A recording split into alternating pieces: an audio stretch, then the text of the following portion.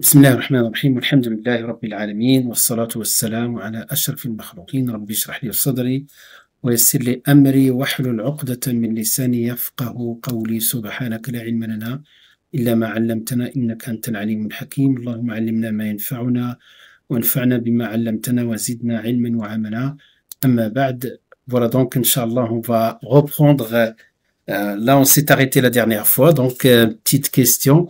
Voilà donc quelles sont les raisons de sujoud sahou? Si je commence Inch'Allah pour réviser, quelles sont les raisons de sujoud sahou? Pourquoi on fait sujoud sahou? Il y a trois raisons. Ouais, d'accord. Ça c'est le but, ça c'est la définition.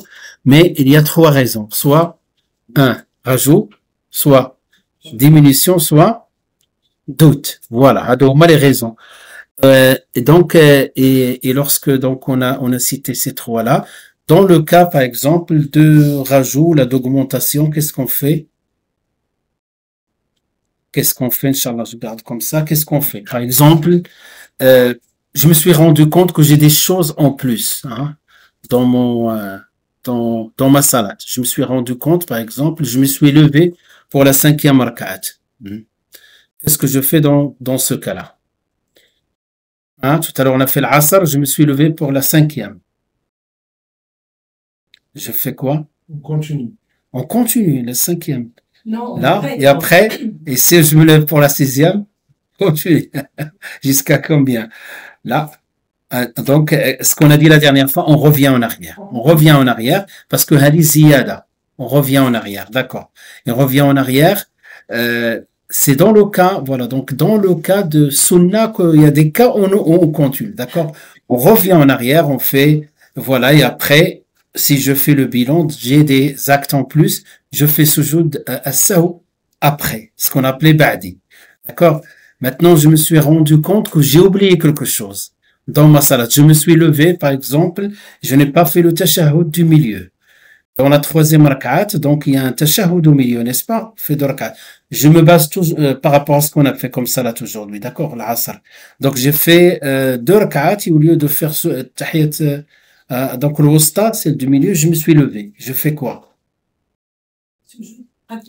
Sujoud qabli. Mais c'est-à-dire quelle est la règle que je vais appliquer ici? C'est sunna.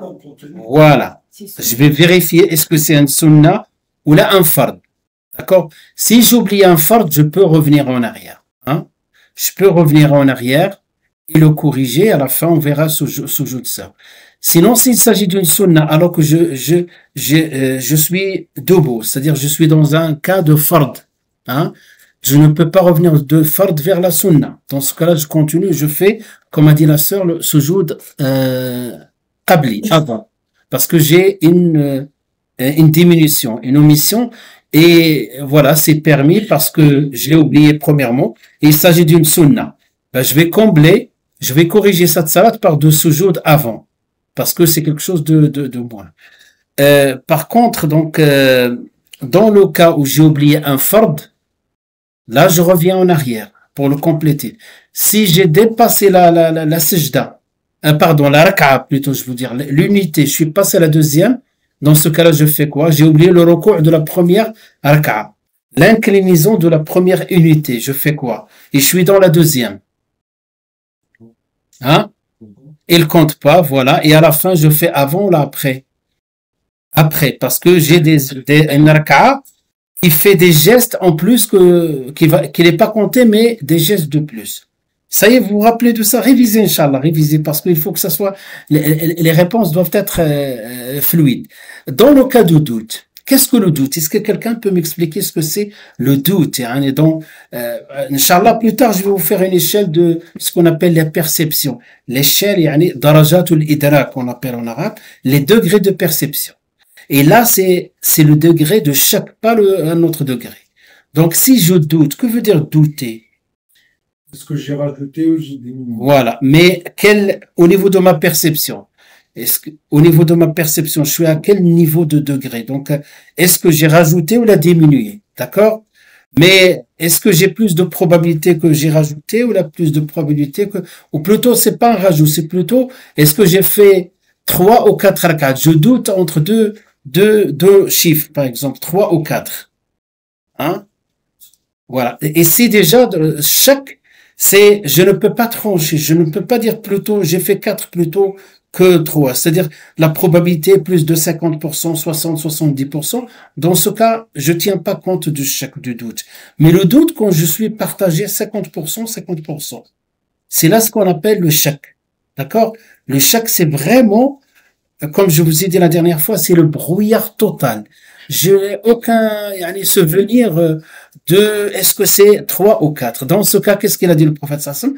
Man shakka fi salatihi. Donc il parle bien de shak. Il n'a pas dit dhanna. Parce que le dhann, c'est au-dessus de shak. Le dhann, c'est une probabilité supérieure à 50%. Il a dit man shakka. Shakka, c'est le doute. Fi salatihi salatan. Am arba, il fait quoi? Yatrahi shak. Il laisse, il laisse tomber le doute et il se base sur la certitude. La certitude 3. Quatrième, ce n'est pas sûr.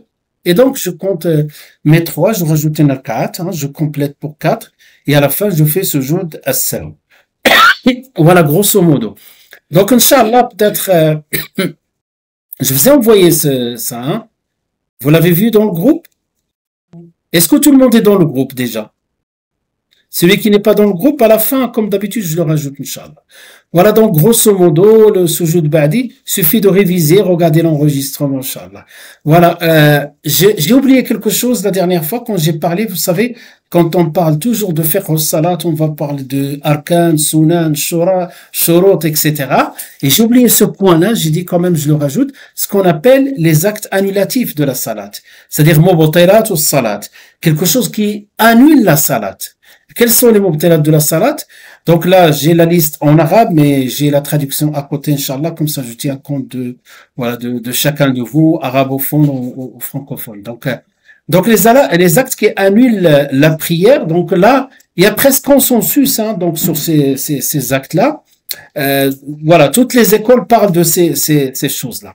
Voilà. Tarko, shartin aw rukni, c'est-à-dire laisser délibérément une condition ou un pilier. Qui c'est qui peut me donner un exemple par rapport à ça? C'est-à-dire, si quelqu'un met délibérément, pas par oubli, on fait ça, ce jeu de sac. Qui c'est qui peut me dire une condition ou un pilier? C'est-à-dire, un shart ou bien un rukn. Un shart. Quels sont les shurut? Comment on distingue les shurut de l'arkan? Donc, une chose qu'il faut souligner, c'est que le rukn et le shart, si je n'ai pas fait un shart ou un rukn, ma salat est invalide. Même si je l'ai pas fait délibérément, c'est-à-dire je me suis souvenu que j'ai oublié une condition ou un pilier, je corrige, ou je rattrape, ou je refais, ça dépend des situations. Donnez-moi un exemple de condition. Les conditions, à quel moment on parle des conditions? Avant la prière. Allez, qu'est-ce qu'on a comme condition avant la prière? Là, هذه دخلت في الصلاة. هذا ركن هذا. Le wudu, tahara. D'accord. Donc, tahara, supposons que, voilà, donc, quelqu'un n'a pas fait ses ablutions. Ça, c'est délibérément. Donc, sa salat est invalide. Même s'il a oublié, il est rentré dans la salat, il s'est rendu compte qu'il n'avait pas le dos, sa salat, à la fin, il a fait salat, il a même pas douté. Il savait, il s'est souvenu qu'il n'a pas fait le dos. Dans ce cas-là, il refait la salat. Un autre charte, par rapport au temps de kholo, le temps légal de la salat. Supposons quelqu'un est venu, il avait sa montre qui marchait pas, il est arrivé à la mosquée, il a trouvé personne, il a dit, ils ont fait la salat, ils sont partis. Il est arrivé à 5h moins quart, il a cru que c'est 6h moins quart, et il a prié. Il est rentré chez lui. Et une fois qu'il arrive chez lui, il a vu que 17h30. Qu'est-ce qu'elle fait dans ce cas-là? Il refait. Pourquoi? Parce que c'est une condition de validité de la salat et même d'obligation de khulul waqt, le temps légal. C'est pour ça qu'il faut revenir en arrière. Ces cours-là, ils s'accumulent, ils s'imbriquent. Et les piliers. Est-ce que le temps est précis? Le temps, est-ce qu'il est précis à la minute ou... Là, on a parlé de ça au début. ما كنتش راه كاين في les enregistrements الأولين قلنا يعني أن الوقت له بداية وله نهاية. Il a un début, il a une fin. Et il y a une partie qu'on appelle la partie, la partie optionnelle, c'est-à-dire on a quand même une largesse. يعني الوقت موسع, comme ça même largesse, موسع والوقت المضيق أو الوقت يعني الوقت الاضطراري عفوا دونك الموسع والاضطراري. Voilà, donc il a واحد ترك. Donc si quelqu'un fait la salat délibérément, يعني on délaisse son délibérément condition, voilà, sa salat est غير صحيحة. تعمد زيادة ركن فعلي. Ajouter volontairement un pilier voilà, d'action, j'ai dit voilà, un pilier fi'li. Pas qawli, vous avez remarqué? Pas qawli. Quels sont les piliers qui qawli? Qawli, c'est-à-dire verbal, par la langue. Fi'li, c'est-à-dire une action. Le fi'li comme le ruku' et le sujoud, n'est-ce pas? Et le qawli, un rukn, comme par exemple la fatiha. D'accord? Si quelqu'un a eu avec voilà, donc avec donc volontairement il a rajouté un pilier. Sa salat fi'li, sa salat est considérée invalide. Salat ghayr sahha. Ben c'est dans ce cas-là quand je vous ai dit quand nous sommes avec l'imam saha, que veut dire saha? Il a oublié. Il s'est levé pour la 5e rak'at et je vous ai dit qu'est-ce qu'on fait? Qu'est-ce qu'on fait dans ce cas-là? À votre avis? On ne le suit pas, on lui dit subhanallah, il doit revenir parce qu'on tombe dans ce cas-là qui annule notre salat.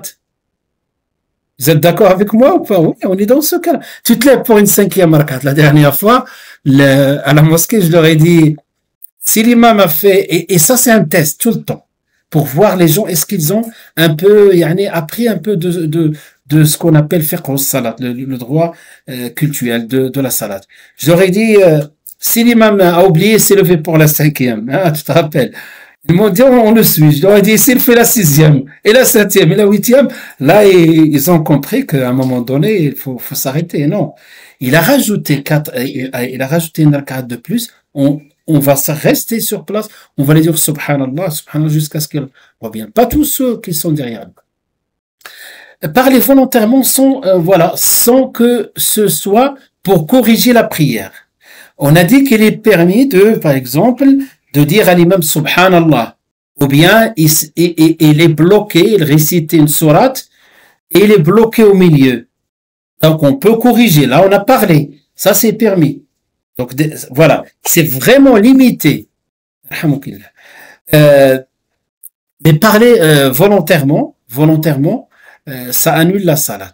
D'accord? Autre chose. Regardez, an-nafkhu fil fammi amdan. Que veut dire là? Souffler volontairement avec la bouche.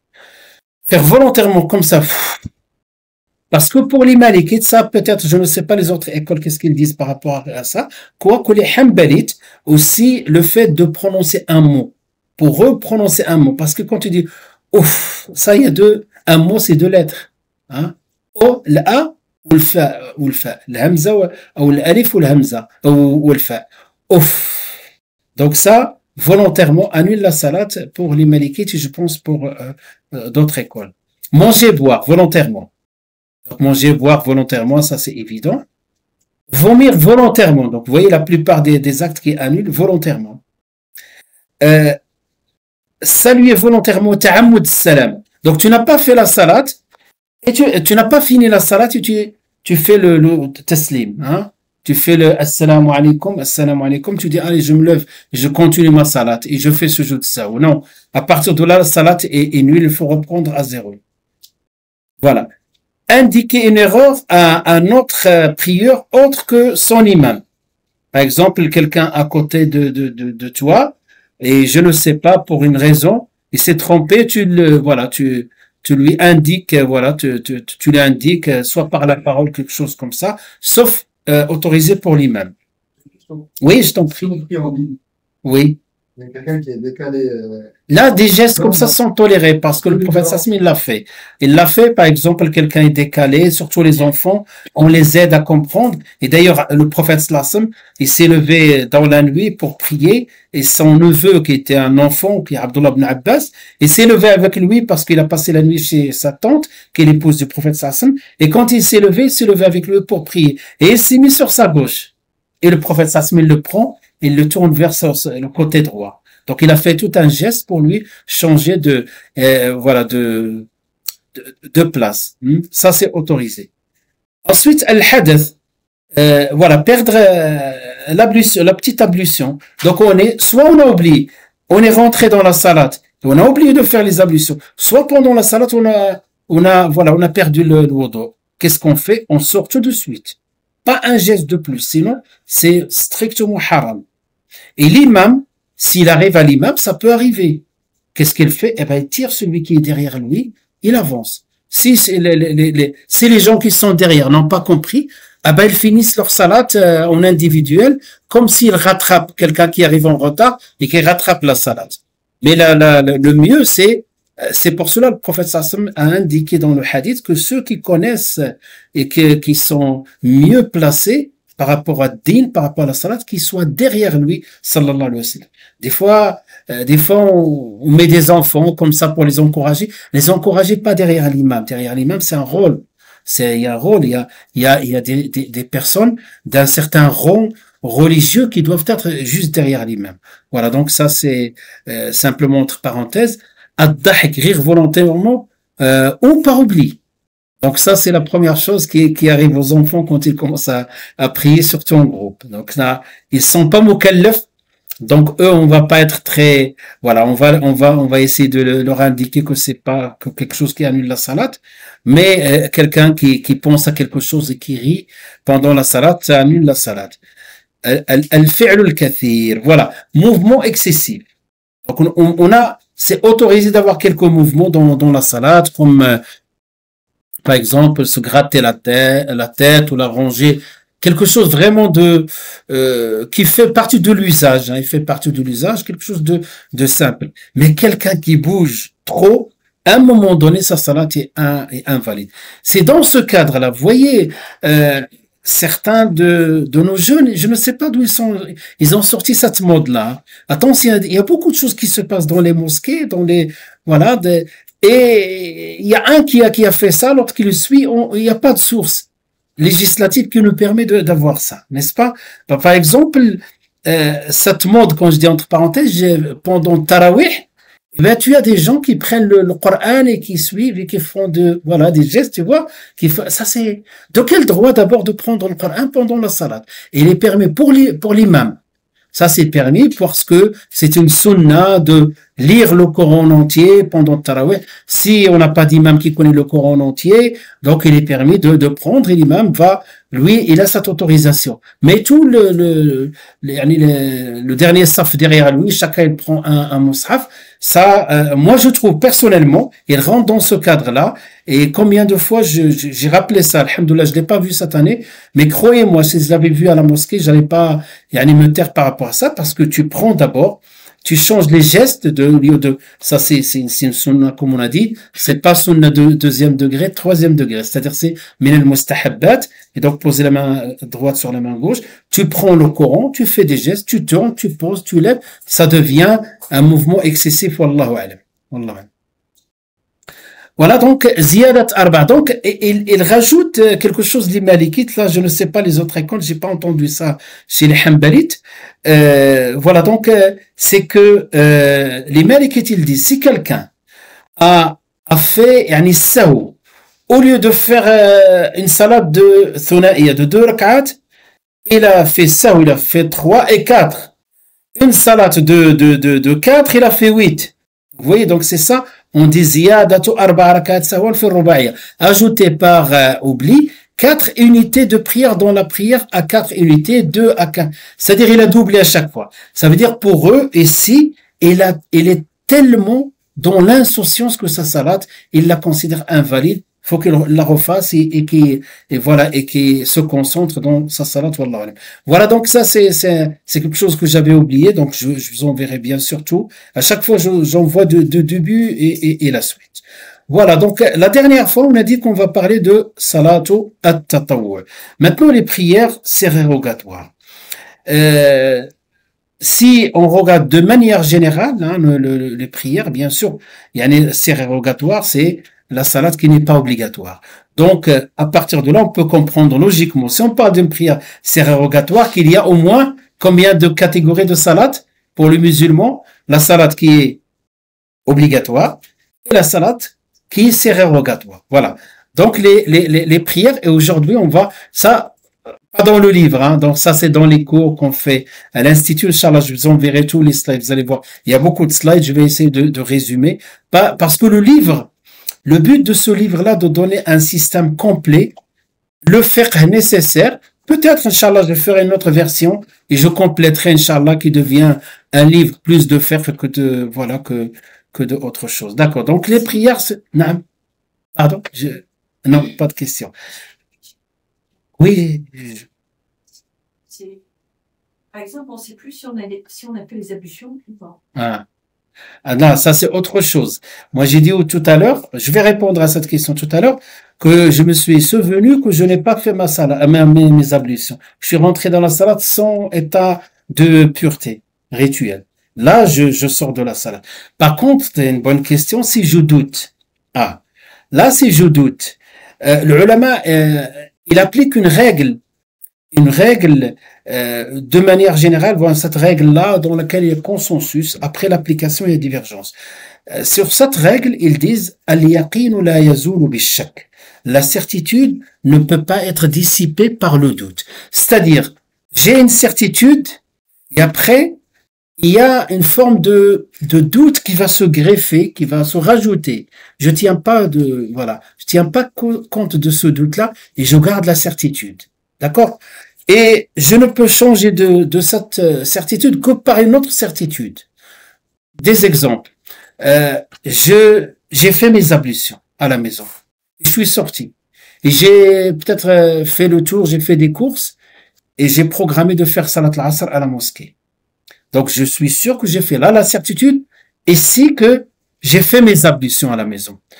Je suis sorti, mais entre-temps, je commence à douter. Est-ce que j'ai perdu mes ablutions ou pas? Hein? En rentrant dans le magasin, en sortant, etc., en arrivant. Là, c'est un doute.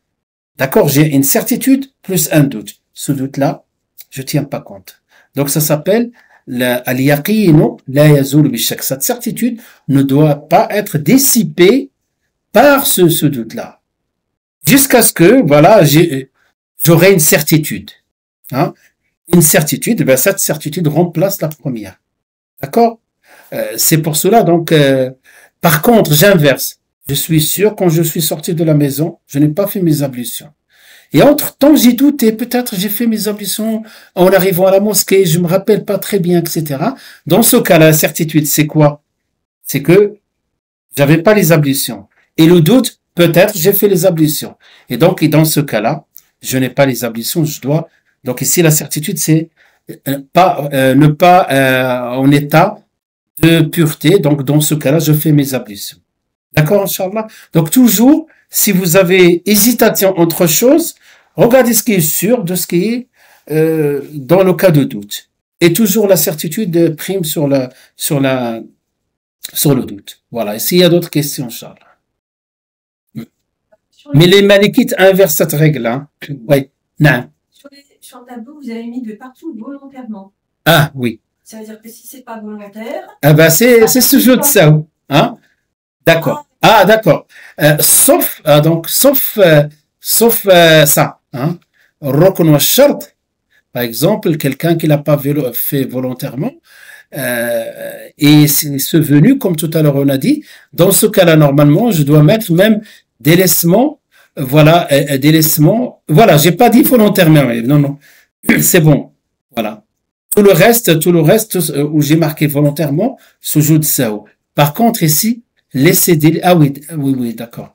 Tarku shartin aw rukn, ta'ammud, délaisser délibérément, c'est-à-dire délibérément. Dans ce cas-là, quelqu'un qui dit, moi, je vais faire la salat sans les ablutions, ma salat est invalide. On est bien d'accord. Et même, j'ai oublié, ma salat est invalide. Même si j'ai oublié. Même si j'ai oublié de faire les ablutions. Et je me suis rappelé au milieu de la salat que je n'ai pas fait mes ablutions. J'avais l'intention de le faire à la mosquée. Et en arrivant, l'imam était en train de faire la salat, je suis rentré avec lui. Et je me suis souvenu, ah non, subhanallah, j'ai pas fait mes ablutions, je sors, je fais mes ablutions. Et je reprends avec lui à partir voilà, de l'Arka'a où j'avais mes ablutions. C'est bon, c'est clair pour vous? Ça va? Non? En fait, c'est marqué, quand c'est marqué, vous parlez volontairement. Oui. Volontairement. Voilà. Souffler. Ta'ammud, Voilà. tout ça. Si c'est pas volontaire. Si c'est pas volontaire, ça, oui. Ça rentre dans le sahou, dans les règles de sahou. Voilà, ça rentre dans les sahou. Par exemple, ça dépend. Les malikites, pour eux, certains des fois même, le fait de quelqu'un qui a oublié, qui a fait ouf, pour eux, il a rajouté un mot et il fait ce jeu de sahou, par exemple, certains malikites. Mais, si tu veux, quand ce n'est pas volontaire, ça rentre dans les règles de sahou. Il y a des choses qu'on le fait par oubli, mais ça nécessite aucune prosternation. D'accord? Comme le mustahabbat, on a rajouté, on n'a pas rajouté, dans les mustahabbat. D'accord, Inch'Allah? N'hésitez pas, hein, Inch'Allah. Mais c'est bien, la sœur, il veut, Inch'Allah, avancer avec certitude. Hein. Pas d'autres questions? C'est bon? Vous êtes prêts pour l'examen? Préfère. Inch'Allah. J'aimerais bien qu'on parle oui. En fait, de Tahara, les conditions de Tahara, Salat. Barakallah. On doit commencer Ahsant, jazakallah khair, une bonne remarque. Regardez, quand j'ai commencé le cours, c'est vrai, on n'a pas commencé par Tahara, on a commencé par le système de la Salat parce que j'ai dit le livre, ce n'est pas 100%, même s'il traite à 70% le fiqh, l'objet de ce livre-là, c'est le système. Comment profiter pleinement de la salade et en même temps faire les gestes tout avec perfection. Et on a dit au début qu'il se base sur 3 dimensions: la dimension du temps, la dimension de le fiqh et la dimension de le khushu'. Donc voilà, le programme, c'est que voilà, d'ici début juin, mi-juin, on va s'arrêter et on reprend, Inch'Allah, début de l'année. Et je me suis en train de me demander, parce que par rapport au planning que j'ai, on va finir les règles de salat d'ici peut-être 2 semaines, 3 maximum. Après, il nous reste quelques semaines. Qu'est-ce qu'on fait? J'avais dans ma tête tout à l'heure, j'allais vous poser la question. Est-ce que vous préférez qu'on reprend toute la partie purification, parce qu'on n'a pas traité du tout ici, on a mentionné rapidement, ou bien on fait le fiqh de zakat? Voilà, à vous de voir. Réfléchissez, on verra, Inch'Allah. Je vous ferai, Inch'Allah, un sondage dans le groupe. Oui, et je prendrai, voilà. Bien, si on parle de salat, il faut qu'on reprenne dès le début de parler de Tahara et les conditions tout. Oui, c'est. On peut apprendre, corriger ça. Ah ben, moi-même, j'ai hésité. Tahara, les fausses, donc, tout ce qu'on a appris. C'est vrai. Ahsant, Inch'Allah. Comme vous voulez, si vous voulez qu'on fasse des cours sur Tahara, on fera sur Tahara. D'accord, puisque je vais faire les cours sur Zakat à la mosquée, Inch'Allah, on fera Tahara. Inch'Allah, une fois les semaines qui vont nous rester, Tahara, c'est-à-dire la purification, pas de problème, Inch'Allah. Voilà. Donc maintenant, on a dit, si on prend les salats et on fait, on les subdivise en catégories, selon le critère de obligatoire, pas obligatoire, on a deux grandes familles. La première famille, les salats qui sont obligatoires, et la deuxième famille, les salats qui sont sérérogatoires. Les salats qui sont obligatoires, quels sont les salats qui sont obligatoires? Non, هادو نقولوا les 5 prières. فجر etc. صلاة الصبح الظهر العصر المغرب الصلوات الخمس. زيد بقى حاجة أخرى؟ سكي نوت صلاة obligatoire. صلاة العيد. العيد je dirais pas obligatoire. غادي نشوفها. صلاة الجمعة أحسنت بارك الله فيك. Pour les hommes. Pour les femmes, ils rentrent dans le sérogatoire. Elles ont le choix.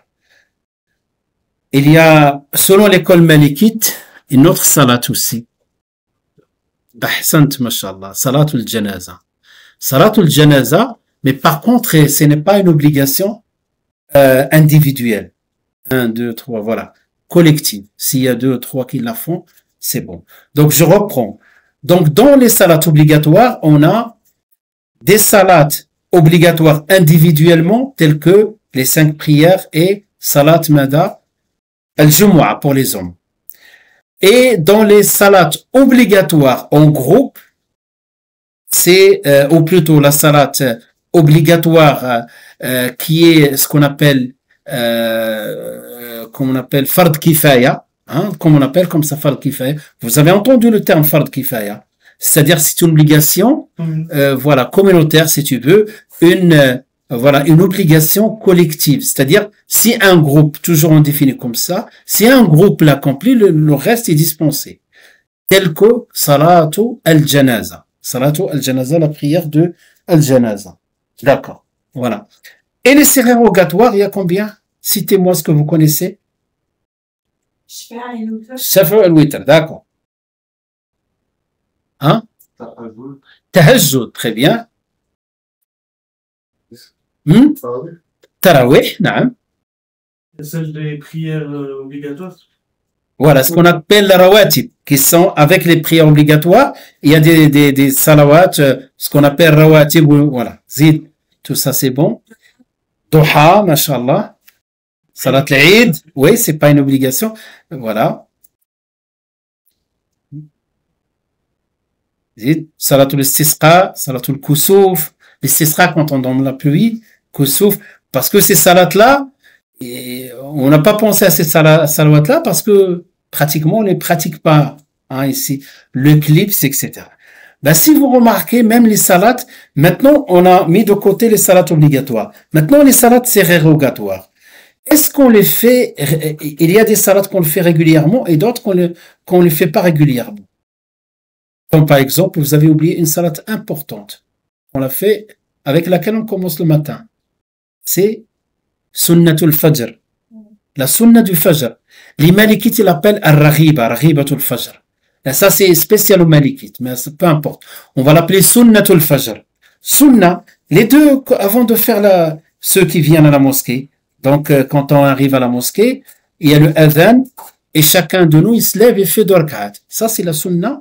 Raghibatul Fajr. Qu'on soit à la maison ou à la mosquée, on doit la faire. Et on doit la faire. C'est-à-dire, c'est une Sunna appuyée. Et après, on fait la salat collective, qui est le subh, qui est la salat obligatoire. Vous voyez, vous avez remarqué, même dans les sunan, il y a des degrés. Il y a des degrés. Par exemple, salat al-duha, on peut ne pas la faire. Mais par contre, salat al-witr, la sœur a cité tout à l'heure le witr, j'ai rajouté maintenant salat Raghibatul Fajr ou bien la sunna du Fajr, ça on le fait tout le temps. Tout le temps, qu'on soit même en voyage ou pas en voyage. Parce que dans les sunan, dans les prières sérérogatoires, on a des degrés. C'est ce que je vais essayer, Inch'Allah, j'ai précédé tout ça pour vous montrer un peu mon tableau. Donc si vous regardez, Inch'Allah, les salawats de manière générale, nous avons les salats obligatoires et les salats sérérogatoires qui ne sont pas obligatoires. Les salats obligatoires, il y a des obligations individuelles, les 5 prières. C'est à peu près ce qu'on a dit tout à l'heure. Et nous avons une obligation collective. Voilà, les 5 prières, la prière de l'Jumu'ah et le Janaza. C'est bon pour vous, cette première subdivision. Après, dans les salats réel mafrouda, d'ailleurs aujourd'hui, on va commencer à parler de cette partie-là qui n'est pas obligatoire. D'accord? Et vous allez voir qu'il y a des degrés, même dans ces salawats-là. Donc nous avons des salawats qui sont, même si vous vous rappelez pas, sachez qu'il y a au moins 2 degrés. Sunna mu'akkada, souvent on entend ça. Que veut dire sunna mu'akkada? Une sunna appuyée. Quelle est la différence entre une sunna normale et une sunna appuyée? Comment on a su? Est-ce que on a une information directement dans la sunna du prophète sallam ou dans le Coran? La réponse est que les sunna mu'akkada, la plupart, comme on a su, on peut trouver des textes, mais le prophète sallam, il n'a jamais délaissé. Par exemple, salatul duha, ça peut arriver de ne pas la faire. Mais salatul fajr et le witr, même dans le voyage, il le fait. Et donc, à partir de là, on a compris que même dans les sunan, il y a des degrés. Les malikites, ils disent, il y a nafila quelque chose de en plus, ziyada, et nafila, et sunna mu'akkada. Voilà, donc ils subdivisent selon ces 4 catégories. Si vous n'arrivez pas à suivre de cette manière-là, Inch'Allah, puisqu'on va parler cas par cas, on va parler cas par cas. Ça, c'est le premier schéma de départ. Le point d'entrée, c'est que 2 catégories. Et à votre avis, quelle est la salat la plus importante? C'est daïma al-fara'id. Farida, l'obligation. Le prophète sallallahu dit dans le hadith Qudsi, Ma taqarraba ilayya abdi bi shay'in ahabba ilayya mimma aftaratu alayhi. Vous connaissez le hadith? Mon serviteur ne se rapproche pas de moi de quelque chose qui m'est plus aimé ou agréable que comme ce que je lui prescris, comme ce que je lui ai rendu obligatoire. C'est un hadith sahih. D'accord? Je pense dans le sahih de Muslim. Ma taqarraba ilayya 'abdi bi shay'in ahabba ilayya mimma aftaratu alayhi. Ensuite, il dit ولا يزال عبدي يتقرب إلي بالنفل. Et mon serviteur ne cesse de se rapprocher de moi par les nawafil. Hein? Vous voyez le mot nafila. Et mon serviteur, c'est quoi nafila? Ziyada, quelque chose volontaire, tu rajoutes en plus. Mon serviteur ne cesse de se rapprocher de moi jusqu'à ce que je l'aime, etc. حتى أحبه ولا يزال عبدي يتقرب إلي بالنوافل حتى أحبه. Donc là, c'est tout à fait clair dans notre religion qu'il y a des degrés. Il y a des degrés dans les actes, même les péchés. Vous avez les grands péchés, les petits péchés, et ainsi de suite. Cette notion dans notre religion est une notion qui est évidente. On va la trouver dans tous les actes. Voilà, donc,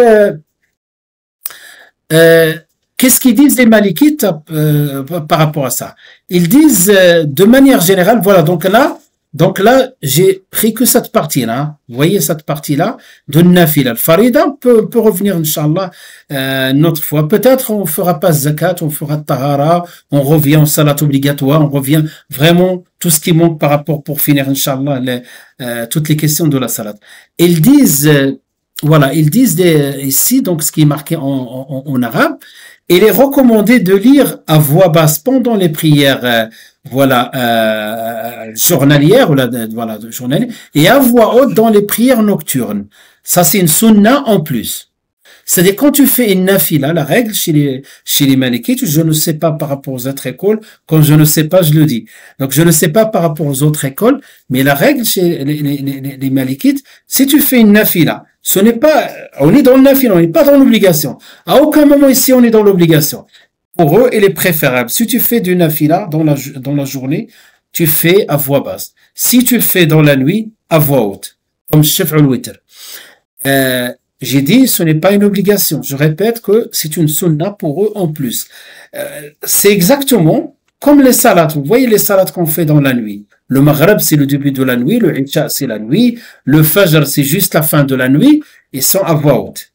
Ce temps-là, il y a des salats aussi à voix haute, selon eux. Voilà. Le prieur fait le salut final tashahhud après chaque 2 unités de prière. En plus, donc ça, c'est une sunna. Et sur cette question-là, par rapport à la deuxième phrase, il dit وَيُسَلِّمُ الْمُصَلِّي فِيهَا مِنْ كُلِّ رَكْعَتَيْنِ. لماذا? Parce que le prophète Sassama dit dans un hadith, Salatul layli mathna mathna. Donc, quand tu fais là, d'une manière générale, dans le nafila, il est préférable de faire 2 et tu sallam. Par exemple, tu te levais la nuit et tu veux faire un tahajjud, comme quelqu'un a cité tout à l'heure le tahajjud. De préférence, tu fais 2, tu sallam, tu fais 2, tu sallam. Après, si tu me poses la question, est-ce que j'ai le droit de faire 4 de suite et faire le salam? La réponse est oui. On est dans le nafila. Mais il est préférable de faire 2. Pourquoi? C'était ça la pratique premièrement du prophète sallam. Et 2, le hadith qui est explicite. Et ce hadith-là, l'imam Malik, il a dans la version qu'il a citée dans son Muwatta, il a dit salatul layli wan nahar. Parce que le hadith, il parle de la prière de la nuit. Donc, des fois, il y a des jeunes qui découvrent qu'il est autorisé, autorisé certaines écoles, même, je pense, autorisé toutes les écoles, et autorisé notamment chez l'école Hanbalite, que, par exemple, tu peux faire Shaf' al-Witr, 2, et tu te lèves pour la 3e, voilà, tu regroupes les 3, et tu sallam. Ça, si vous voulez, c'est une permission. C'est une autorisation, ce n'est pas la préférence. Il y a des jeunes, quand ils découvrent ça, ils croient c'est ça la sunna. En réalité, la sunna, c'est 2 et sallam, et ensuite tu rajoutes 1. D'accord? Donc, parce qu'il faut faire une distinction entre ce qui est autorisé et ce qui est recommandé.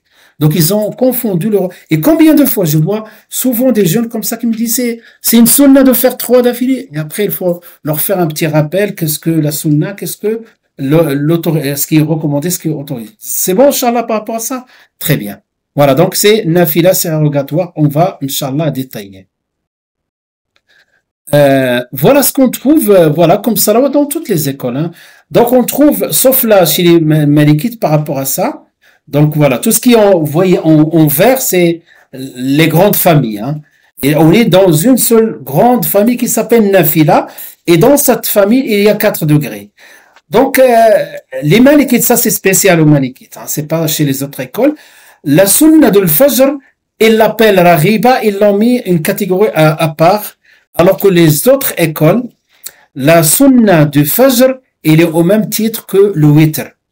Au même niveau, presque, d'importance. Et d'ailleurs, c'est ça qu'on évoque souvent quand on fait les cours sans détailler. Par exemple, les cours à la mosquée, on va parler de quels sont les sunnah mu'akkada, on va dire le Fajr, sunna de Fajr et le Witr.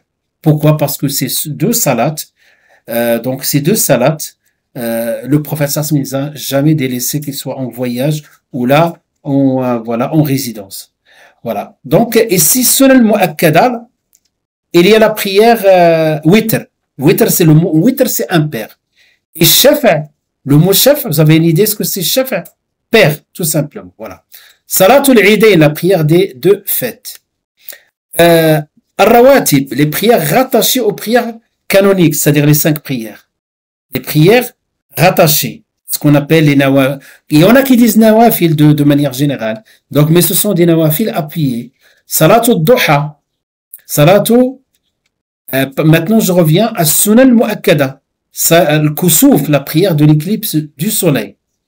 Il y a 2 prières qui se ressemblent. Hein. Il y a l'éclipse du soleil et il y a l'éclipse, on va prendre cas par cas. Et il y a l'éclipse de la lune. L'éclipse de la lune, c'est dans la nuit, puisque la lune, on peut la voir que dans la nuit. Et l'éclipse du soleil, c'est dans la journée. D'accord?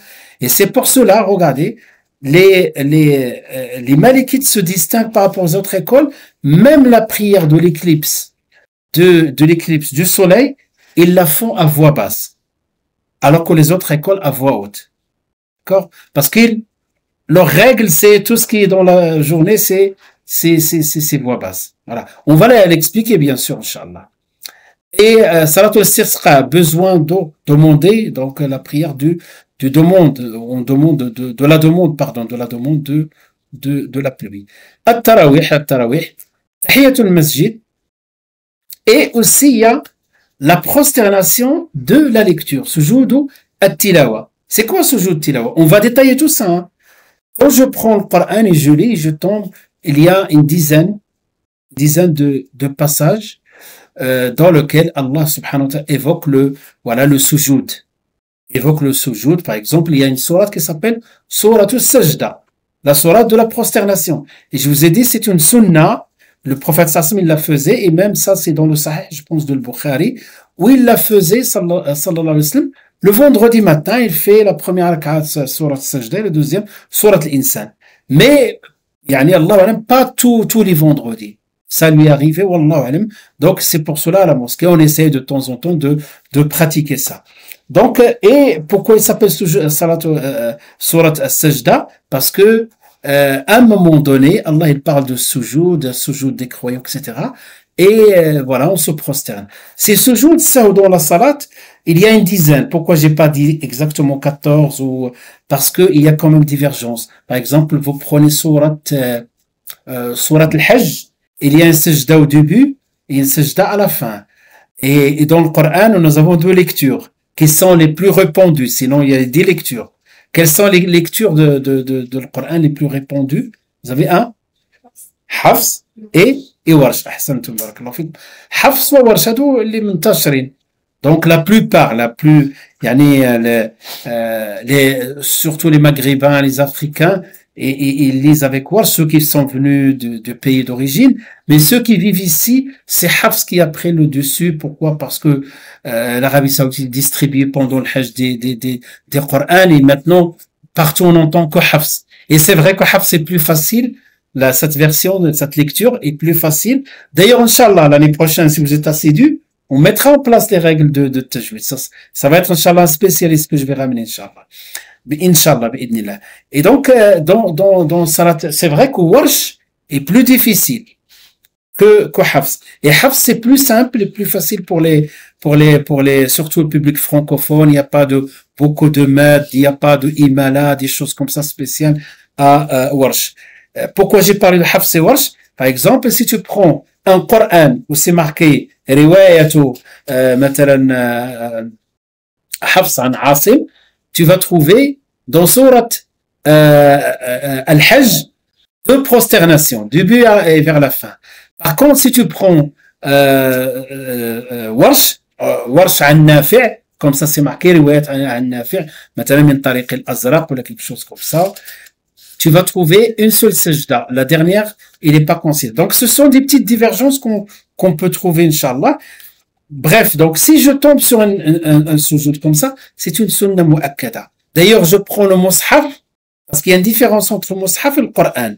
Le Coran, c'est ce qu'on récite. Alhamdulillah Rabbil Alamin, Ar-Rahman, Ar-Rahim, Malik Yawmiddin. Ça, c'est le Coran, le Coran. Par contre, quand je prends le mushaf, des fois, on l'appelle, donne-moi le Coran. Hein, donne-moi le Coran. Mais en réalité, il s'appelle le mushaf. Hein, donc voilà, le support dans lequel est écrit le Coran.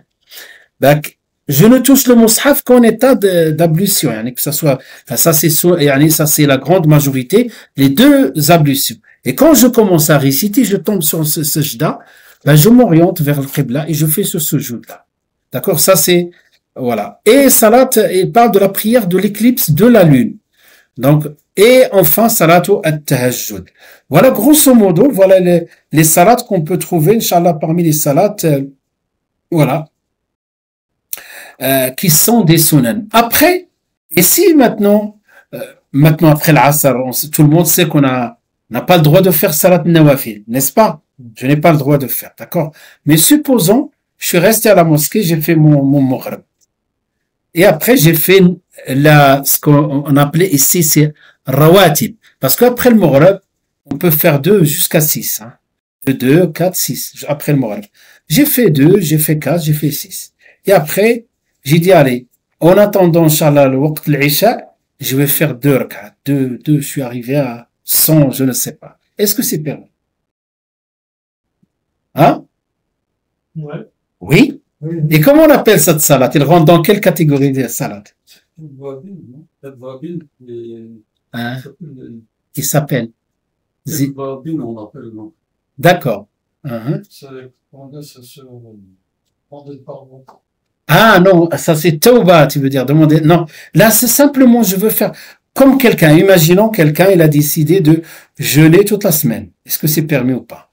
Ce qui est sunna, c'est lundi. Et jeudi, il a voulu faire toute la semaine. Qu'est-ce qu'il a fait? Ça, c'est exactement, c'est le mot nafila. Et le mot nafila, dans l'absolu, tu peux faire, vous savez que nos pieux prédécesseurs, ils avaient des nafila qu'on n'arrive pas, à concrétiser. L'imam Ahmed, son fils racontait qu'il avait 300 rak'at qu'il faisait chaque jour. Nafila, en plus de salawat. Et Imam Ahmed, c'est un des savants de l'hadith et un des fondateurs de la 4e école. Au niveau de le temps qu'il faut pour déployer tout on va dire ces sciences-là, il faut énormément de temps. Et malgré ça, il avait ce qu'on appelle le nafila. C'est ça, il faut comprendre, voilà, c'est ce que c'est marqué ici. An-nawafil, c'est rogatoire. Donc, an-nawaf, en dehors des prières mentionnées ci-dessus, qui ne sont pas obligatoires, il est recommandé de l'accomplir à tout moment, sauf pendant les périodes interdites. Quelles sont les périodes interdites? On l'a vu quand on a parlé de la salade. Après l'Asr. Non, entre l'Asr, oui, d'accord, c'est ça, et la deuxième période, voilà, avant Shuru, c'est-à-dire avant. Non, après Salat al-Fajr. Salat al-Subh, quand on fait, tout ce temps-là jusqu'au Shuruq. Et Shuruq n'est pas encore autorisé, il faut attendre un peu. Mais Salat al-Fajr, vous avez oublié ça? Après Salat al-Fajr, après Salat al-Subh, après la prière du matin, c'est bon? On n'a pas le droit de faire des prières sérogatoires. Ah, vous allez me dire, mais si j'arrive en retard, j'ai pas fait je suis arrivé, j'ai pas encore fait les dorka'at qu'on a cité tout à l'heure, que les malikites appellent raghiba, sunnatul fajr. J'arrive et je trouve l'imam en train de faire la salat du subh qui est obligatoire. Je fais quoi? Je le rejoins, d'accord? Et une fois qu'il a fini la salat, ça c'est pas l'avis tout à fait des malikites, quoique un avis chez les malikites, Après, je rattrape. Chez vous, les Hanbalites, non. Il faut attendre le lever du soleil. Ça aussi, c'est un avis malikite, voilà. Voilà. Il y a divergence sur ça, mais les Shafi'ites et les Hanbalites autorisent juste après, ils disent c'est une exception. Hein, c'est pas une nafila absolue. Vous voyez? Donc, ce qu'il faut retenir, que de manière générale, vous avez des salawats obligatoires, on a fini avec ça, des salawats qui sont sérérogatoires. Et dans les sérérogatoires, on a si vous voulez, des salats qui sont qualifiés de sunna mu'akkada, raghiba, etc. D'accord? Et en dehors de tout ça, on a le droit de prier autant qu'on veut. Hein? Voilà, mis à part ce temps-là dans lequel il y a interdiction. Ces salawats, on va l'appeler comment? On l'appelle nawafil. Que veut dire nafila dans la langue arabe? Ziyada. Donc ziyada fil khayr, donc augmentation, rajout du bien. C'est bon? À peu près le schéma, le kharita, la cartographie des... Voilà. Donc là, on va commencer par cette partie-là, inshallah, nawafil mu'akkada. D'accord? Regardez ici, nawafil mu'akkada, cette partie-là. Cette partie-là que j'ai mis en orange. Voilà, donc nawafil qui sont mu'akkada. On va commencer par النوافل المندوبة تبع الفرائض الرواتب. Voilà, الرواتب. Après, je vais dire oralement avec vous et je vous laisse les détails sont dans les slides, Inch'Allah. Allez, dites-moi ce qu'on appelle maintenant les rawatib. Il faut retenir des termes en arabe. Obligé. Rawatib. Que devient le terme ratib, murattab, c'est-à-dire une prière régulière liée aux salawats obligatoires. Quels sont les rawatib qui sont liés aux salawats obligatoires? Par exemple, prenons le cas de Dhuhr. Sunna. Des fois on dit sunna. Mais pour être précis, oui, c'est une sunna qui s'appelle ratiba parce qu'il est ordonné. On ne peut la faire qu'au moment, par exemple, où Dhuhr arrive. Ou bien au moment après avoir accompli la salat de Dhuhr. D'accord? Donc les 2 rak'at avant. Quand tu arrives à la mosquée, chaque salat, il a, si vous voulez, une intention et il a un statut. J'arrive à la mosquée, je rentre, je fais 2 rak'at de ce qu'on appelle tahiyatul masjid. Hein, on va la citer plus loin, Inch'Allah. Il est là, 4. Hein, la salutation de la mosquée. D'accord. Et voilà, après, je m'assois, le adhan. Donc, l'adhan veut dire quoi? Al-i'lam bi dukhul al-waqt. Voilà, le temps est arrivé de salat al-dhuhr. Qu'est-ce que je fais dans ce cas-là? Quand il fait l'adhan, on se lève pour faire 2 rak'at, voire 4. Yani, quel est le statut de ces rak'at que je vais faire? Nafila, ça c'est le cas général, mais de manière ratiba. Pourquoi? Parce que cette salat est liée à la salat al-dhuhr. Je la fais avant le dhuhr, 2 ou 4, de manière générale. Et une fois qu'on a fait dhuhr, beaucoup qui restent à la mosquée et qui font encore 2 ou 4. Ça, on les appelle ratiba. Parce que étaient liés au dhuhr. Supposons je suis arrivé à un autre temps, il n'y a pas de salat, ou la salat est autorisée, par exemple, après l'isha, ça s'appelle nawafil. Ou qiyam al-layl, ça dépend, Inch'Allah. D'accord? Puisque j'ai dit après l'isha. Hadou rawatib. Est-ce que quelqu'un peut me citer les rawatib de la journée? Les rawatib de la journée. Il y a quoi? On commence par Dhuhr. Voilà. Le Fajr, oui, c'est une sunna mu'akkada qu'on va, voilà, on va la citer. On va la citer à part parce qu'elle a un statut. Oui, on peut commencer par le Fajr. Avant le Dhuhr, après le Dhuhr, avant l'Asr. Non, pas après l'Asr, on est bien d'accord. Avant l'Asr, c'est tout. Et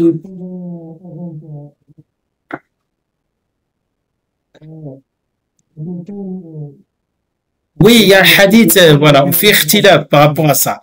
Mais rawatib, hadi machi considère rawatib, غادا تكون après, les celles qui considèrent rawatib, c'est non, à mazan وصلنا في المغرب. On est في المغرب. Après le maghrib, il y a combien? Dites-moi combien. 2, ça peut aller jusqu'à 6. Après le maghrib. D'accord? 2, 4 ou 6. Et après, avant l'isha, surtout après l'isha. D'accord. Là, on n'a pas parlé de Shaf al-Witr, Inch'Allah. Shaf al-Witr, c'est autre chose.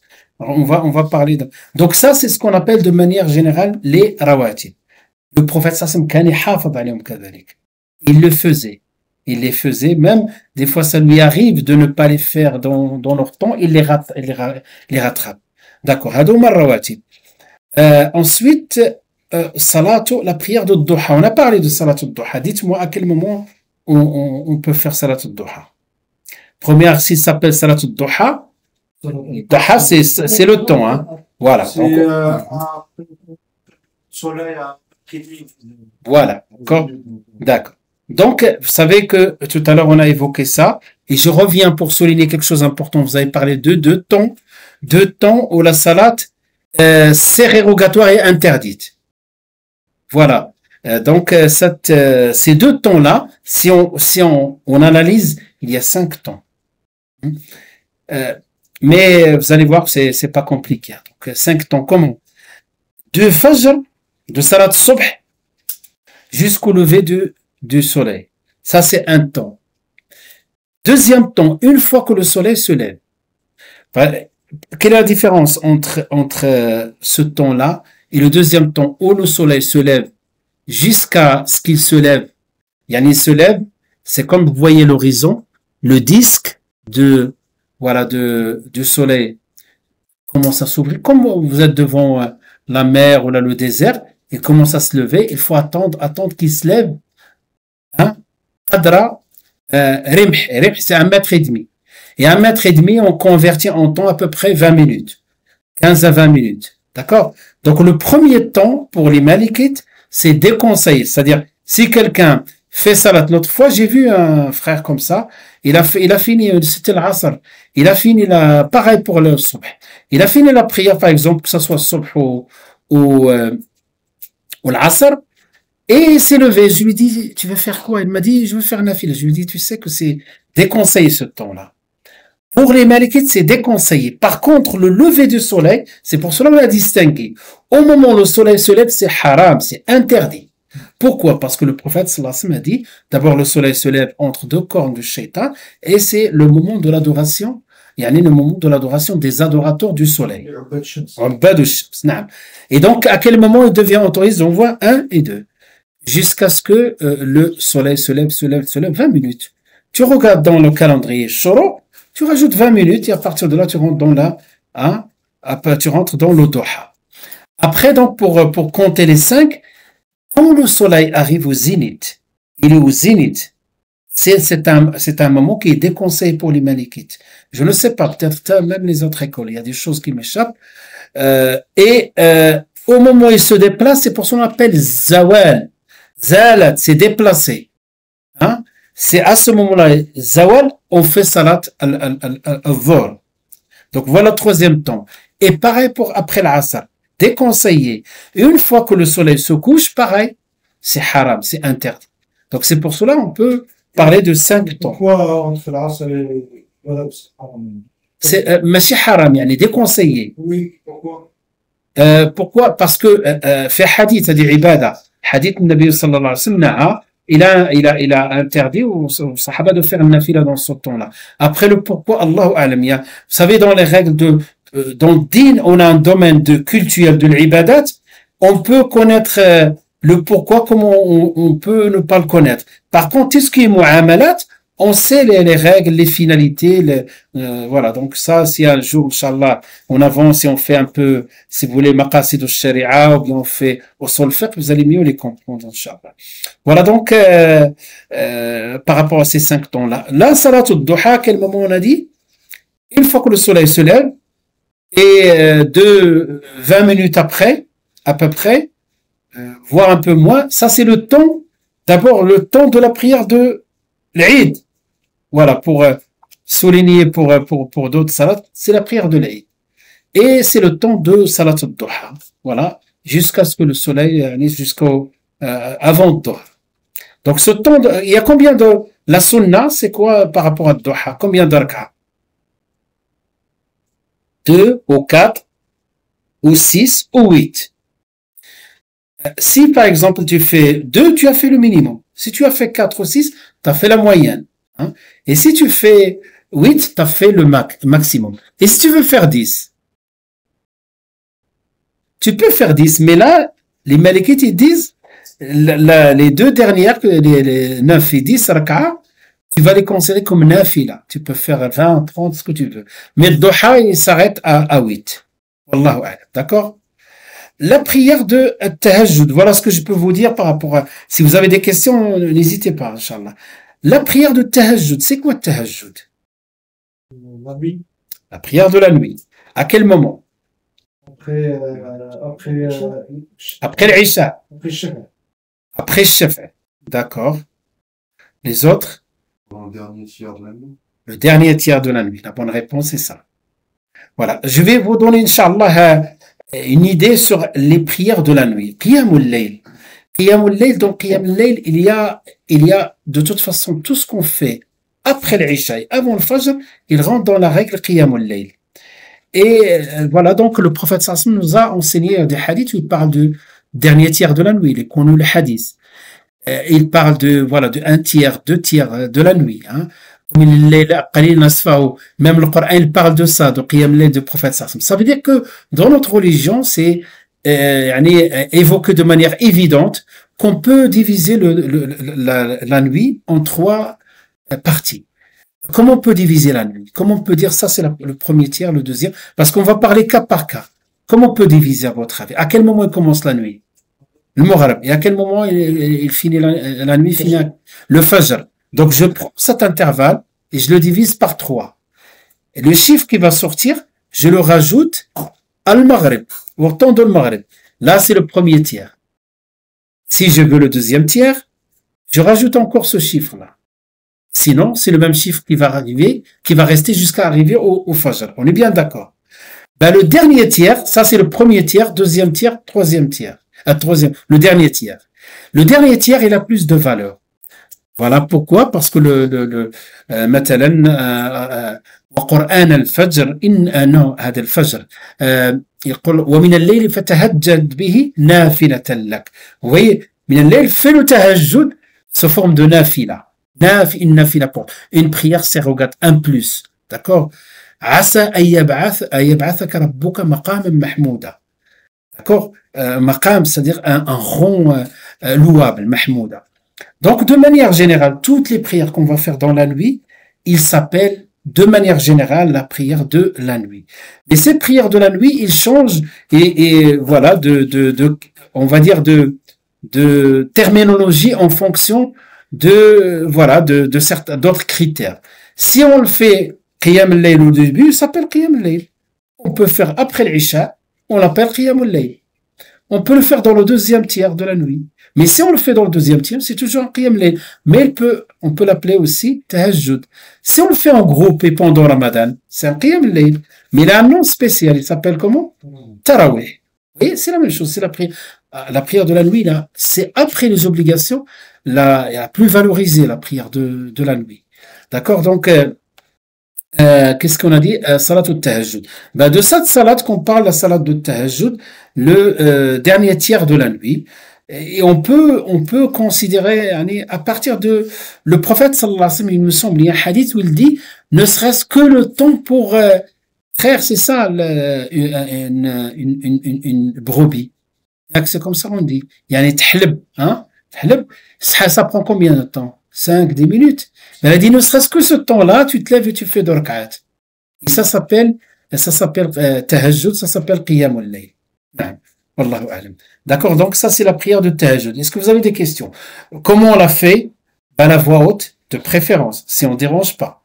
S'il y a des gens qui dorment et qui se lèvent tôt, qui vont aller au travail, des enfants là, ou quelqu'un qui est malade, on fait doucement. Ça dépend. Si on a plusieurs pièces, on va aller de telle sorte de ne pas déranger. Tahajjud. D'accord, donc, et un seul mot, deux, d'accord, deux salatul layl. J'ai pensé à quelque chose que j'ai dit, que lorsque j'ai parlé de rawatib. Je reviens au rawatib, il y a un détail que j'ai oublié. Quel est ce détail, je vais vous le poser sous forme de question.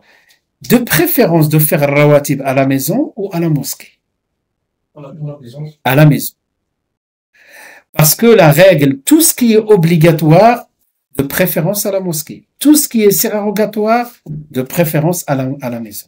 C'est pour cela qu'on peut faire on finit tôt et on sort tout de suite. Si on va au travail, il vaut mieux le faire à la maison, mieux que de ne pas à la mosquée, mieux que de ne pas les faire. Mais si on va rentrer à la maison, on rentre à la maison, on fait voilà, les savants se basent sur un certain nombre de hadiths. Voilà, c'est le point que j'ai oublié d'évoquer par rapport à Rawatib. Voilà, je t'en prie, tfaddal. C'est quoi le temps qu'on peut enfin compter? Avant ou après? Oui, c'est-à-dire il y a des salats avant, il y a des salats après. Oui, mais du coup, est-ce que par exemple celle d'avant, je peux la faire, je sais pas, 1 heure avant? Non, il faut attendre le temps de Dohr, par exemple. Donc, il faut attendre que... Voilà, que le temps, parce qu'il correspond toujours à une salade. Il faut, celle d'avant, surtout celle d'avant, il faut attendre l'arrivée du temps de la salade. Parce qu'elle est liée à cette salade. Ouais, c'est les mêmes temps que les... Voilà. Après, tout ce que je vais faire avant le temps arrive. Par exemple, j'arrive une demi-heure avant l'adhan. Je fais deux rak'at, j'ai commencé par Tahiyat al-Masjid. Toujours en niya. Hein? Mais c'est bien de distinguer ça. Après, j'ai envie de prier. Je continue à prier. Pas encore l'adhan. Il reste encore 5 minutes. Qu'est-ce que je viens de faire comme salat? Comment je peux la qualifier? Nafil. Ah. Après, je peux revenir en arrière. Je dis, j'ai pas fait duha. C'est quoi qui va faire la distinction? Je fais ma salat duha. Il reste encore assez de temps avant d'or. Je fais ma duha. Ou bien, des fois, j'ai envie de faire salat al-istikhara. Ce n'est pas un temps où la salat est interdite. Salat al-istikhara. Vous savez ce que c'est salat? La concertation. Tu demandes à Allah, tu hésites entre deux choses, tu demandes à Allah si c'est un bien. Il y a du dua, pour ça. Si c'est un bien, facilite-moi ça. Si c'est un mal, éloigne-moi de ce mal-là et donne-moi ce qu'il y a de mieux. Ou bien un besoin. Tu as un examen, tu as un entretien. Juste après salat, tu prends la route et tu as un entretien d'embauche. Tu fais salat de besoin. Ou tu peux faire salat. Si c'est un embauche qui est bon pour moi, je fais salat, ce qu'on appelle l'istikhara. Donc tu vois, c'est l'intention qui modifie, qui change tout. Une petite question par rapport à est-ce qu'il faut la faire tous les jours dans la même mosquée ou quand on change de mosquée? La tahiyat al-masjid, chouf. À chaque fois que je rentre à la mosquée, je la fais. Maintenant, supposons je suis rentré à la mosquée ici, j'ai fait tahiyat al-masjid et après j'ai envie de passer dans la partie extension de la mosquée, je suis toujours dans la mosquée, pas besoin de la faire. Je rentre et je m'assois. Je reviens pour une autre salade, je fais tahiyat al-masjid à chaque fois que je rentre. Je rentre chez moi, je m'éloigne de la mosquée, je reviens. Supposons maintenant je suis arrivé une demi-heure avant, j'ai fait tahiyat al-masjid. Un frère il m'a dit est-ce que tu peux aller nous chercher de l'eau? Donc j'ai le temps, je vais aller au magasin, je reviens, et je fais tahiyat al-masjid encore. Tu vois ce que je veux dire? Parce que je suis sorti. Ils disent, tahiyat al-masjid, on le fait quand on change dans notre, par exemple, si on a l'habitude de faire la prière ici, on n'est pas obligé de la faire tous les jours. Si on change de mosquée, on va ailleurs, on est obligé de la faire dans... Là, à l'origine, n'est pas obligatoire. C'est une sunna mu'akkada, mais ce n'est pas une obligation. Et à chaque fois on rentre à la mosquée, هاد la vie, Allah alam. Inch'Allah, il a عندك فين سمعته جيبوا لي Inch'Allah, mais je le connais pas du tout. La prière de Tarawih. Tarawih est liée à Ramadan. Et Tarawih, ils peuvent se faire à la mosquée en groupe, comme on peut les faire en groupe à la maison, en famille. En famille, et ils disent, par exemple, ceux qui donnent l'exemple, les imams et tout ça, ils doivent les faire avec le groupe pour donner l'exemple. Mais si quelqu'un en famille ils veulent faire en famille, il y a pas de souci par rapport à ça. On peut le faire en famille. Si par exemple on a une invitation, c'est bien de fréquenter les mosquées, mais des fois on est en famille, on a invitation et on mange, on prend notre temps. Après, celui qui connaît plus le Coran parmi nous, qui va diriger, on fait salat tarawih ensemble à la maison. Et à la maison, ça se passe comment? Il faut qu'on fasse avec Facebook, Là, il y a pas de, Il n'y a pas de contrainte. Voilà, il n'y a pas de faqra'u ma tayassara min al-Qur'an. Voilà, ça c'est une règle générale. Lisez ce que vous pouvez de le Qur'an. Après, en fonction. Même, tu vois, dans la plupart des mosquées, ils n'arrivent pas à faire de hizb par jour. Ils peuvent le faire, mais en 2 fois. Et la plupart, ils font la nuit, mais pas le matin. Donc, voilà. Il n'y a pas de, c'est une recommandation plutôt, je dirais pas. Il y a une sunna, quelque chose de recommandé, les ulama ils le disent, de finir le Coran en entier pendant le mois de Ramadan, pendant les tarawih. Par contre, on est obligé de finir les 8 rak'at. Oui, la sunna, voilà. Donc, la sunna, on se base sur quoi? Vous savez que le prophète sallallahu alayhi wa sallam, à l'origine de tarawih, le prophète sallallahu alayhi wa sallam a commencé, il a commencé, il est sorti, voilà, de chez lui, il est rentré à la mosquée, il a commencé à faire cette salat, et les gens se regroupent autour de lui, il n'a pas appelé une salat de groupe, il a commencé, et il a continué avec eux le 2, 3e jour, après il est plus sorti. On lui a posé la question, pourquoi? Parce qu'il avait peur qu'il devienne une obligation, alors qu'on n'est pas dans l'obligation ici, n'est-ce pas? Et après, parce que nous sommes dans la période de tashri', de la législation. L'islam est en train les lois sont en train de descendre à travers le wahi. Et à tout moment, il peut descendre un verset dans lequel cette salat dorénavant est obligatoire. C'est plus recommandé. Vous voyez, même quand on a parlé de siyam, il a pris plusieurs étapes. Au début, il n'était pas obligatoire comme aujourd'hui. Et même, il est devenu encore plus difficile qu'aujourd'hui. J'ai expliqué ça, mais Inch'Allah, lorsqu'on parlera de siyam.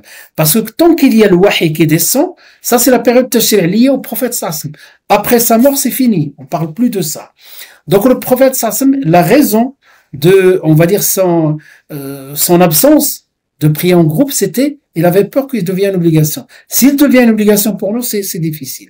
Et donc, c'est pour cela, Omar ibn Khattab, donc l'instauration de cette salat est là, et c'est là, il a regroupé les musulmans, et il a demandé un des récitateurs les plus, les meilleurs, c'est Ubay ibn Ka'b, radiallahu anhu, le grand sahabi, et ils ont fait tarawih. Et au début, pourquoi le 11? Parce que la prière du prophète, sallallahu alayhi wa sallam, le witr nabawi, on appelle, toute l'année était 11. Comme il a dit Aïcha, 4, ensuite 4, pas 4 d'affilée, 4, il a dit 4, ensuite 3. Mais il y a toujours 2 salam entre, d'après le hadith aussi. C'est-à-dire, mais il a dit, fala tas'al an husnihin. Ne demande pas quant à leur beauté, ces 11 rak'at. Ils prennent énormément de temps. Et d'ailleurs, Shahid, je pense, un des compagnons, Abdullah ibn Mas'ud, une fois qu'il a voulu prier avec le prophète sallallahu alayhi wa sallam, il a dit, je suis rentré avec le prophète sallallahu alayhi wa sallam dans la salat. Et j'ai cru qu'il va réciter 100 versets et faire le ruku'. Il a commencé par le Baqara. Or, le Baqara, il y a 286 versets, n'est-ce pas? Donc, 286 versets. Et il s'est pas incliné dans le ruku', dans le 100. C'est-à-dire, il a rajouté presque, 3 fois plus, Donc, 3 fois plus par rapport à ce qu'il a imaginé. Et il commence à trouver que c'est long. Ensuite, il est rentré dans sourate Ali Imran. Et Ali Imran aussi, il y a 200, il me semble, versets. Et ainsi de suite, il est rentré dans sourate An-Nisa. Et il a dit, fahamamtu bi amrisu. Il a dit aux sahaba, quand il a raconté ça, j'ai failli faire quelque chose de mal. Ils ont dit, c'est quoi cette chose qui est mal? Il a dit, j'ai failli sortir de la salat. Tellement c'était long pour lui et difficile. D'accord? Et donc, c'est ça, la salat du prophète sallam. Il faisait 11. Au début, les sahaba, ils faisaient comme ça. Et des salats longues. Et presque, il arrive jusqu'au sahur. Et c'est leurs enfants qui leur ramènent le sahur à la mosquée. Ils quittent pas la mosquée. Donc, vous voyez. Et après, avec le temps, plus on avance dans le temps, plus on est faible, plus. Donc, qu'est-ce qu'on a fait? À l'époque, je pense, de Omar ibn Khattab, on a essayé ça, Allah alam, de la viande tarawih. On a fait des pauses. Au lieu, par exemple, de faire 286 versets, on fait 100. Et on s'arrête. C'est ça on s'arrête. On fait le recours de sujoud, ça repose un peu, on se lève. Et au lieu de faire 11, ils l'ont multiplié par 2. Donc, ils ont fait la salat, une vingtaine. Il y a des divergences, je précise pas. Il y a une vingtaine. Donc, c'est comme ça qu'il a commencé. C'est pour cela, il reste chez les Hanafites, c'est autour de 23, c'est ça? 20 plus le Shaf' al-Witr. Voilà. Voilà. Voilà. Les Isha, on compte pas parce que voilà, c'est 23. Chez les autres écoles, c'est 11. C'est 11. On est resté donc, quant à le nombre, c'est une question de divergence. À l'origine, vous avez compris, c'était le prophète sallallahu alayhi wa sallam qui faisait 11, mais il le faisait de sa manière, comme on a dit à Aïcha, فَلَا تَسْأَلْ عَنْ حُسْنِهِنْ. La beauté de cette salat qui faisait le prophète sallallahu alayhi wa sallam. Ça, c'est le tarawih. Tahiyatul masjid, on peut avoir des questions importantes par rapport à Tahiyatul masjid. Tahiyatul masjid, maintenant, on a, par exemple, on est après le temps de l'Asr. Ici, on rentre à la mosquée. Est-ce qu'on doit faire Tahiyatul masjid ou pas? Normalement. Normalement. Qu'est-ce qu'il en dit tout à l'heure? Donc, si on rentre, comment vous allez faire? Si on dit, normalement, il n'y a pas de salat entre l'Asr et le Maghrib. Mais Tahiyatul masjid, je pense que je n'ai pas compté dedans. D'accord. D'accord. Bonne, une réponse, mashallah. Mais je vais, inshallah, généraliser. Vous le faites pas. Comme nous, les Malikites, comme quand je dis nous, parce que ceux qui ont grandi au bled, on est imprégné par l'école Malikite. Mais, voilà. Je vais vous dire maintenant, par rapport aux différentes écoles. Donc, comme, alhamdoulilah, l'école sunnite, il y a consensus pratiquement autour de ces quatre écoles, et qu'alhamdoulilah, Allah les a agréées, c'est des écoles qui ont plus de 10 siècles, ces écoles-là. Donc souvent, c'est notre référence, on revient, parce qu'ils connaissent mieux que nous la sunna, ils connaissent mieux que nous le Coran. D'accord? Donc, ces 4 écoles, dans l'ordre chronologique, nous avons l'école Hanafite, de Abu Hanifa al-Nu'man, donc il est né en 82 l'Hégire, ensuite l'école Malikite, et Abu Hanifa était en Irak. Imam Malik, de Médine, né en 93, il me semble, de l'Hégire. L'imam ensuite, troisième dans l'ordre chronologique, c'est Al-Shafi'i, qui est né 150. L'année de la mort de Abu Hanifa. Et ensuite, Ahmed ibn Hanbal, 164 de l'Hégire. On est 1446, n'est-ce pas? Donc voilà, je parle de l'année hégérienne. Donc ces 4 écoles, après il y avait d'autres. Sufyan Thawri, d'autres écoles, mais Allah il a voulu que ces écoles qui vont pérenniser. Les autres écoles, avec le temps, ils étaient, leur avis individuel il existe, mais il n'y a pas d'élèves, parce que depuis l'école, ces 4 écoles-là, il y avait toujours des élèves qui continuaient c'est-à-dire à servir cette école-là. Donc servir cette école-là. Sur les 4 écoles, sur cette question, comment ils ont réagi? Comment ils ont fait? Ils ont 2 hadiths. Et ce hadith-là, comment les concilier?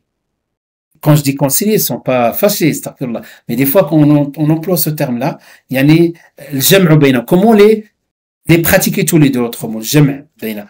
Hadith, c'est une règle qui utilise les savants. Ils ont un hadith, le premier, dans lequel le prophète sallallahu alayhi wa sallam dit, lorsque quelqu'un d'entre vous rentre dans une mosquée, il ne s'assoit pas tant qu'il n'a pas fait d'orkat. Voilà, ça c'est le premier hadith. Et ils ont le deuxième hadith que le prophète sallallahu alayhi wa sallam a dit que c'est après ces temps-là qu'on a cités, il a interdit aux sahaba de prier. Donc il y a un hadith. Comment maintenant on fait? Est-ce qu'on prend ce hadith-là dans l'absolu, donc quel que soit le temps? Je rentre après l'Asr ou entre le Maghrib, ou après l'Asr ou après le Maghrib, je dois faire ces deux rak'at. Ou bien, je dois faire ces 2 rak'at, sauf ce temps-là que le prophète sallallahu alayhi wa sallam a mentionné. Vous voyez la logique un peu. Mais après les arguments et tout ça, il y a des arguments encore très très fins. Mais simplement, je vous donne de manière générale. Vous voyez, donc, ils ont 2 hadiths. Donc, la conclusion de tout ça, d'un côté les Hanafites, et les Malikites, ils ont dit, voilà, la Tahiyatul Masjid tout le temps, sauf le temps de l'interdiction, parce qu'il reste quand même une salat qui est nafila, qui est sérogatoire, qui n'est pas obligatoire. Vous voyez, c'est pour cela, donc, certains pays où il y a majoritairement malikite, tu rentres, tu t'assois après l'asr, tu attends le adhan. Mais, les Shafi'ites et les Hanbalites, ils ont tenu compte de ce hadith-là, ils ont dit, ce hadith, cette salat, ce n'est pas une nafila sans raison, parce qu'une nafila qui a une raison. Dhawatul asbab, comme on dit, qui a une raison. Et à partir de là, ils ont dit, oui, on fait pas de nafila, mais quand je rentre à la mosquée, je fais ces deux unités de prière. Et donc, si vous voulez, deux tendances, ils se valent et on respecte. Par exemple, tu rentres à la mosquée, toi, tu as toujours appris avec tes chouyours que il n'y a pas de nafila, y compris tahiyat al-masjid, tu rentres, tu t'assois. Quelqu'un rentre et fait dorkat, il faut pas lui reprocher ça. Faut pas lui reprocher, c'est tout simplement ça. Et parce que on ne peut pas interdire quelque chose dans lequel il y a divergence entre les gens. Tant qu'ils sont pas dans une interdiction dans laquelle il y a consensus entre les savants. Supposons que tous les savants disent ce ton-là est interdit. Dans ce cas-là, tu vas lui donner conseil. Et des fois, c'est manque de science. Moi, je me rappelle quand j'étais jeune, quand on a grandi au bled, des fois, si t'as le malheur de rentrer dans une mosquée après l'asr, avant le maghrib, et tu fais deux rak'at, attends, Inch'Allah, la fin est prépare-toi, il faut un bouclier. Voilà. Sincèrement, c'était quelque chose de pas facile. Manque de connaissances, tout simplement. Voilà. Non, tfaddal. Et tahiyat al-masjid pendant salat al-jumu'ah, si quelqu'un il arrive en retard. J'ai voulu parler de ça, mais t'as bien fait. Donc tahiyat al-masjid pour quelqu'un qui arrive en retard. Ça c'est pour les malikites pareil. C'est pas déconseillé parce que ce qu'on vient de dire c'est déconseillé pour eux.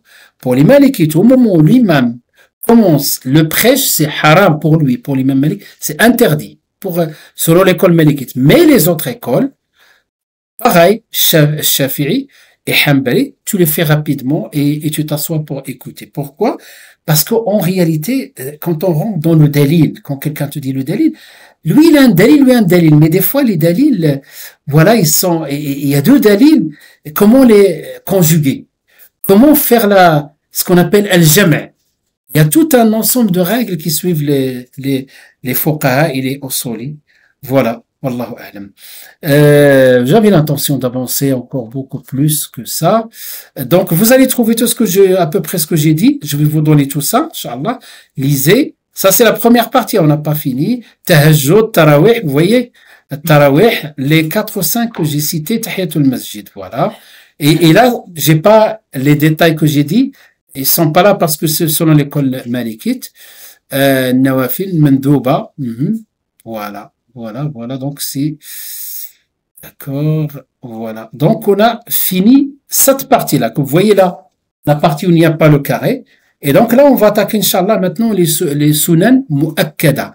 Appuyés. Tout ça, ce sont des nawafil mu'akkad. Ce sont des nawafil ça change rien pour nous, simplement pour structurer les idées. Voilà, pour eux, pour les malikites, ces rawatib-là, si tu le fais pas, ça arrive de ne pas les faire.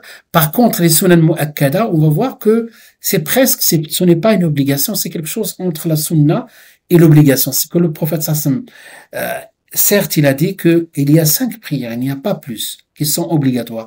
Mais il y a des salats qu'il les a toujours pratiquées. C'est pour cela on a considéré ce sont des sunan mu'akkada. Le witr, Inch'Allah, on va reporter ça la semaine prochaine. On parlera de le witr, de salat al-Eidain, les deux fêtes, salat al-Kusuf. Inch'Allah, vous allez découvrir quelque chose, salat al-Kusuf. Il est différent des autres salats.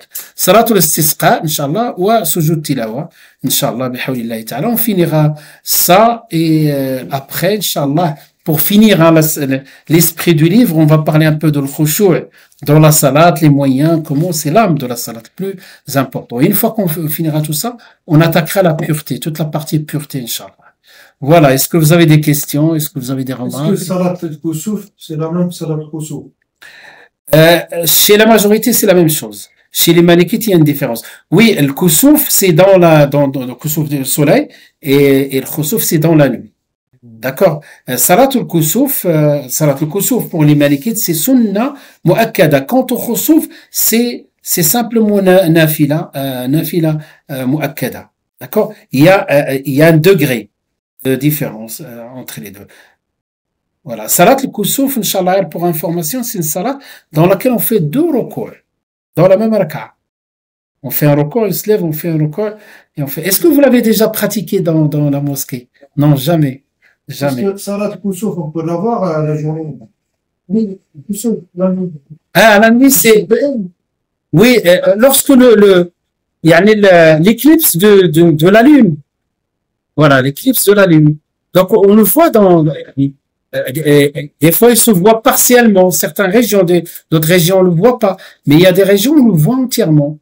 Et on voit, c'est-à-dire, on était dans la pleine lune et d'un coup, et on voit plus de lune. Et ben, ce moment-là, c'est un moment de prière. Pourquoi? Parce qu'il s'agit des signes d'Allah, subhanahu wa ta'ala. Et ces signes d'Allah, le prophète sallam était sensible aux signes d'Allah. Les gens vont voir ça, c'est comme un peu voilà, un peu comme ils vont prendre des photographes, des photos, voilà, ils vont faire des activités autour de tout ça, tout sauf spirituel, alors que le prophète sallallahu alayhi wa sallam, il voyait derrière ça les signes d'Allah. Et d'ailleurs, même Salat al-Kusuf, il a un hadith, c'est le jour où il a perdu son fils, Ibrahim, alayhi salam, donc son fils qui avait 2 ans, et ce même jour, il y avait le Kusuf. Le prophète sallallahu alayhi wa sallam, dès qu'il voit, même le rih, quand il y a le rih, quand il y a le tonnerre, quand il y a l'éclipse, etc.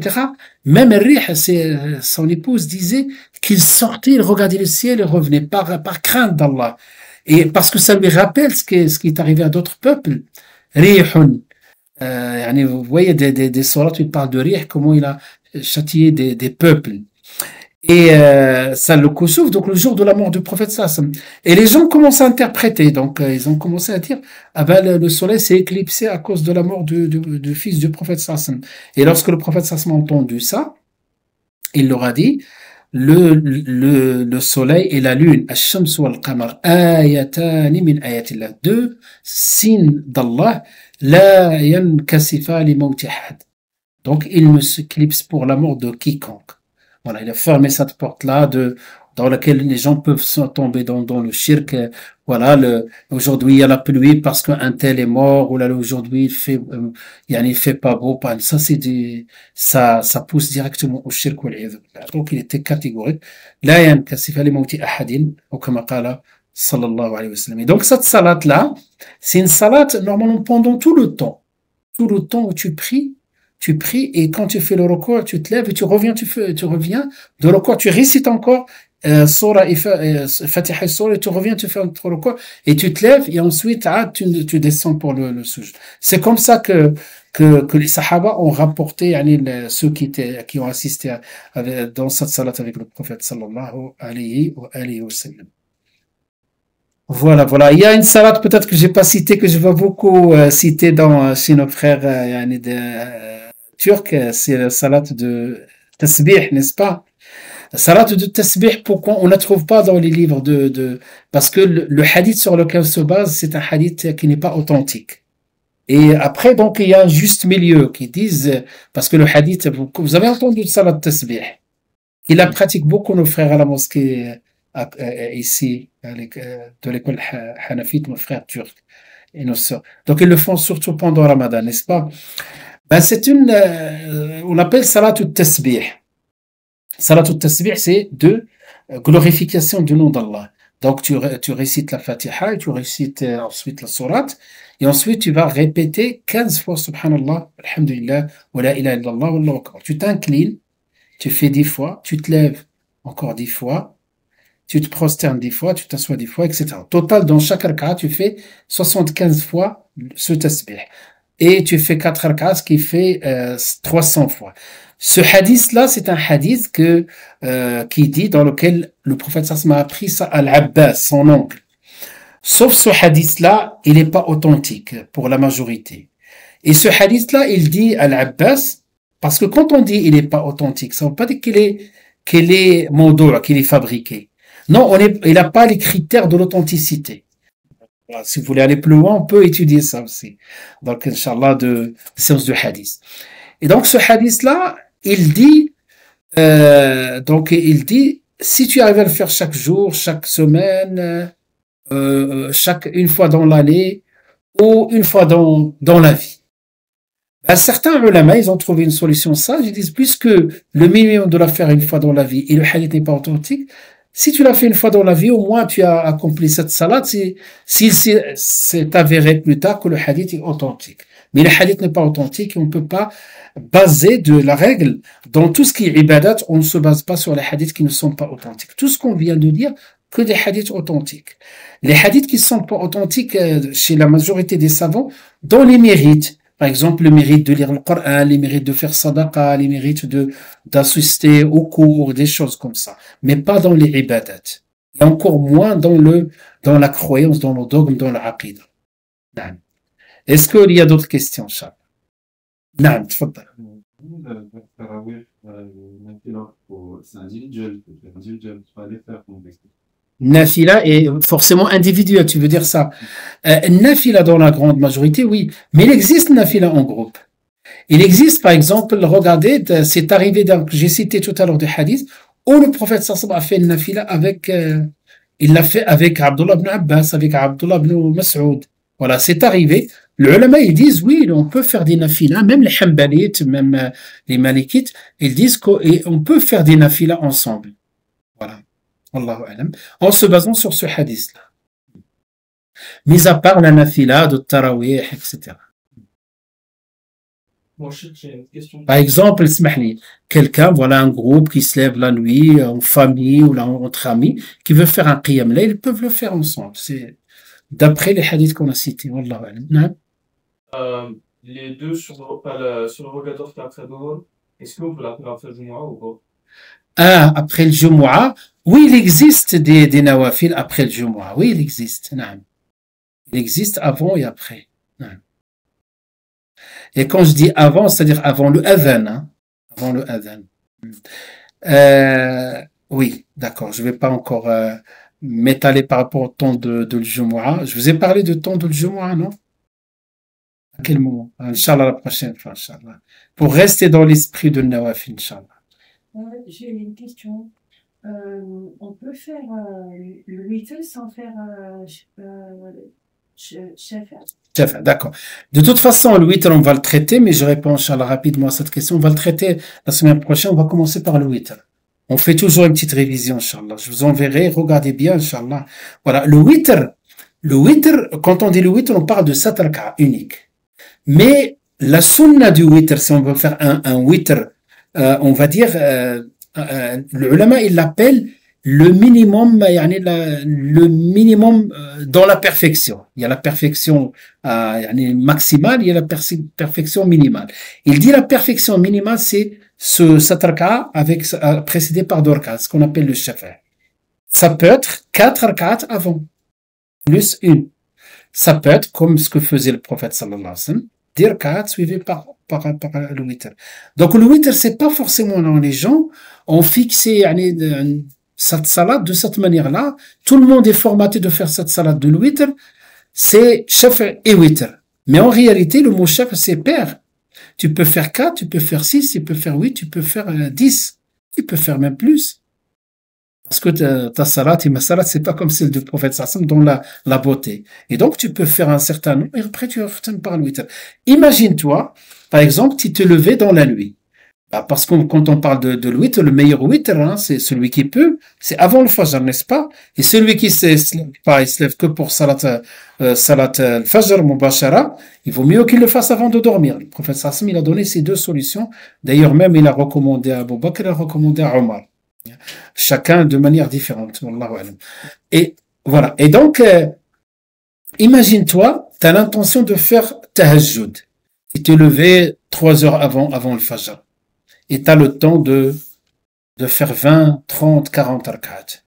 Comment tu fais avec le witr? Tu dois pas le faire avant. Tu as l'intention de te lever. Tu ne fais pas le witr. Et tu fais autant de rak'at que tu veux. Et une fois que tu arrives à la fin, à ce moment-là, tu fais ton witr. D'accord? Et toujours le witr, est précédé par ce qu'on appelle le chef, c'est-à-dire on fait, quand on va voir, Inch'Allah, comme Tarawih, on récite avec Sabbih, suivi par la deuxième sourate, par Qul Ya Ayyuhal Kafirun. Et le witr, la sunna, c'est réciter les trois dernières sourates. Voilà. De manière. Mais le witr, c'est pas forcément juste après l'Isha, directement on fait 3 et on dit ça y est, c'est fini pour ce soir. Non. Tu peux rentrer chez toi et tu peux faire 4, 6, 8, 10 et après tu fais, et les 2 dernières rak'at avant le witr, tu fais avec Sabbih et Qul Ya Ayyuhal Kafirun. Ensuite, tu fais le witr avec Qul Huwallahu Ahad, Qul A'udhu Birabbil Falaq, Qul A'udhu Birabbin Nas. نعم voix haute يعني معوذتين قل أعوذ برب الفلق قل أعوذ بالله معوذتين oui يعني les deux معوذتين c'est-à-dire les deux sourates on demande protection d'Allah. Voilà, est-ce que vous avez d'autres questions? Pas de questions, Inch'Allah, bah, il est presque 8 heures. Pas de questions? Voilà, donc on va faire le khatm. Sallallahu wa sallam. Subhanakallah. Vous savez, quand on fait une assise, et quelle que soit l'assise, hein, ça c'est un conseil, Inch'Allah, à prendre aujourd'hui. Vous savez que il y a, dans chaque action, il y a toujours ce qu'on appelle le kafara. Kafara quand on fait des erreurs. Par exemple, quelqu'un a fait des erreurs pendant Ramadan, il y a le kafara, vous savez. Il y a le kafara, quelqu'un qui n'a pas rattrapé son jeûne dû dans l'année et l'a retardé une année après, il y a une kafara, donner à manger, etc.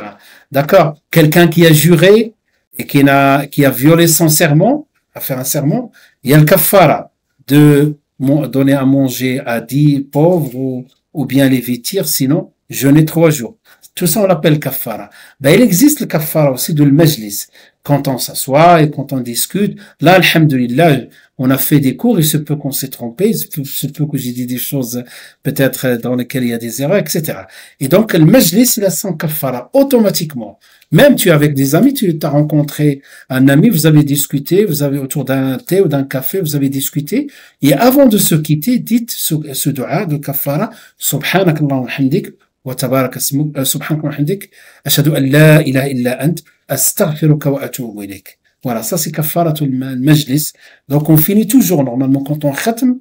Ça c'est, Inch'Allah, je le dis que cette fois, comme ça, à chaque fois que je le répète, vous allez comprendre pourquoi. Subhanaka wa bihamdik, ashhadu an la ilaha illa anta astaghfiruka wa atubu ilayk. Subhana rabbika rabbil izzati amma yasifun wa salamun alal mursalin walhamdulillahi rabbil alamin. Barakallahu fikum. Assalamu alaykum wa rahmatullahi ta'ala wa barakatuh.